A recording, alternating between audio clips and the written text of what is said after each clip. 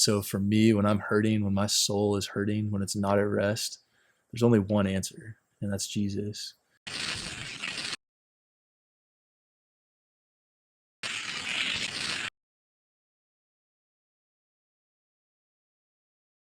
It's something that it's not just like immediate answer, like, oh, I'm doing good, because you really have to reflect. You really have to like dig down deep inside. And I think Judah does a great job of kind of defining it as kind of your thoughts, your feelings, your desires, kind of everything inside. And it's not something that's just like quick and easy to define. And it's one of those kind of tough things to really nail down. And I think that's what makes it such a fascinating subject and such an amazing question, because to answer that question, you actually have to reflect. You actually have to process, how is my soul? How am I doing deep down inside?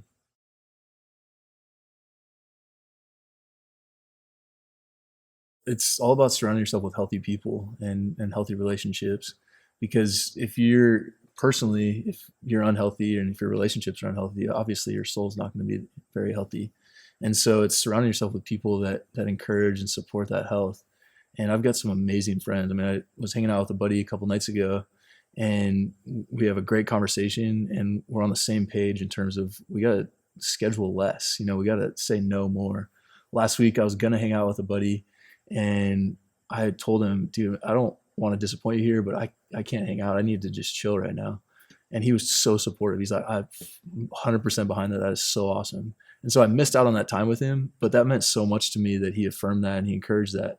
That's the type of person I want to be around. And that encourages this kind of decision to rest and this decision to move towards a healthy soul.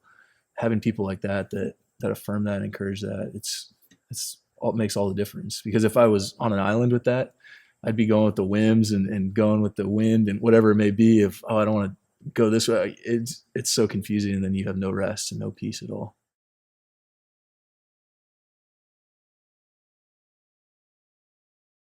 Thankfully, we work around some amazing people, and the culture that Coach Carroll has created there is not just cutthroat, like go go go go go. It's take care of yourself. This is, you got to be healthy in order to be at your best.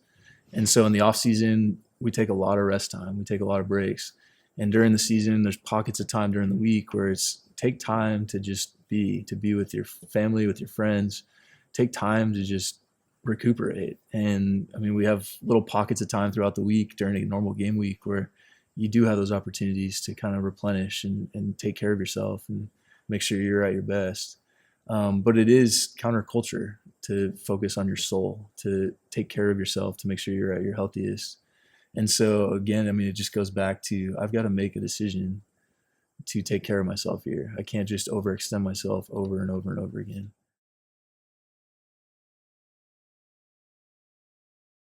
Well, I think it's a daily surrender. It's hourly. It's moment by moment. I've got to surrender myself to God, because really I've realized that what He's offering is way better than anything I could have dreamed of or anything I could aspire to.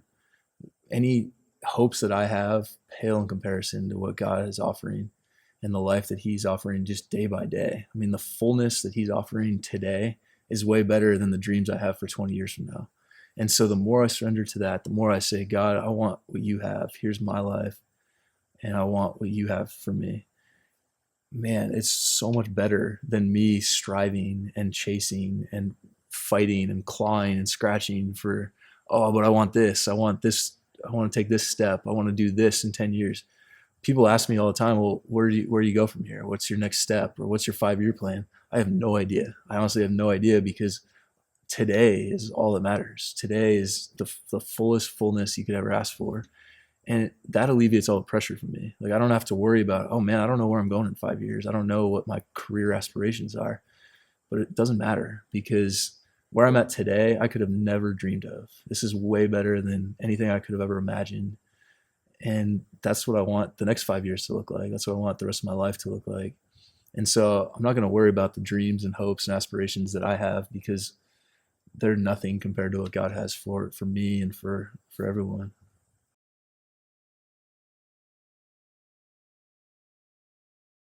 We've all been there. No matter what walk we've walked in life, no matter if we've been going to church every Sunday for our whole life or whether we've never been to church before. I think we've all been in that situation of, man, this is not what I want. My life is not where it's at, where I want it to be at. And I think to realize that we've all been there, that we're no better. I'm no better than whoever, and he's no better than me. We're all in this same boat. And I think what really changes people, what really changes all of us, is love. And to realize that God loves me, God loves you, and God loves that person. And to realize that God's going to love through each one of us, and love's going to change people. Love's going to point us towards that anchor, towards Jesus, to make us rock solid and assured and at peace and whole and full. And that love is what changes lives.